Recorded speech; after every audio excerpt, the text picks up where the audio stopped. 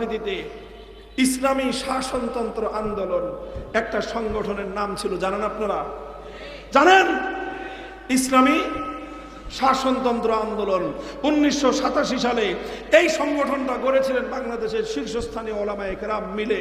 শাইখুল হাদিস আল্লামা আজিজুল হক রহমতুল্লাহি আলাইহি, পীর সাহেব চরমনাই মরহুম সৈয়দ ফজলুল করিম রহমতুল্লাহি আলাইহি, হযরত মাওলানা আব্দুল গফফার সাহেব রহমতুল্লাহি আলাইহি, পীর সাহেব বাইতুল শরফ আব্দুল জব্বার রহমতুল্লাহি আলাইহি, হযরত মাওলানা দিলওয়ার হোসেন সাঈদী রহমতুল্লাহি আলাইহি, মাওলানা কামালউদ্দিন জাফরি সাহেব সহ বাংলাদেশের শীর্ষ আলেমরা মিলে ইসলামী শাসনতন্ত্র আন্দোলন, অর্থাৎ আমরা বাংলাদেশে ইসলামী শাসনতন্ত্র বাস্তবায়ন করতে চাই, এই ছিল আমাদের দাবি।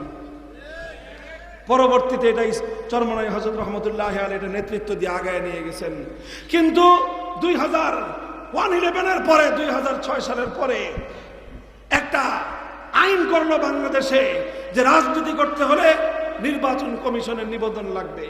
নির্বাচন কমিশন নিবন্ধন দিবে সংবিধানের আলোকে। ওনারা ইসলামী শাসনতন্ত্র আন্দোলনের নিবন্ধন চাইলেন। তখন নির্বাচন কমিশন বলল যে আপনি ইসলামী শাসনতন্ত্র বাস্তবায়ন করতে চান, বাংলাদেশের সংবিধানের আলোকে ইসলামী শাসনতন্ত্রের কথা বলাটা অবৈধ। কারণ বাংলাদেশ হলো কুফরি শাসনতন্ত্র, এই কুফরি শাসনতন্ত্রের অধীনে ইসলামী শাসনতন্ত্রের কথা বলা যাবে না। সুতরাং তাদের হৃদয়ে রক্তক্ষরণ হলো, কিন্তু করার কিছুই ছিল না। শেষ পর্যন্ত নামটা পরিবর্তন করে শাসনতন্ত্র শব্দ বাদ দিয়ে ইসলামী আন্দোলন নামে তাদেরকে নিবন্ধন নিতে হলো। এর চেয়েও বড় দুঃখজনক আর একটা বিষয় আছে।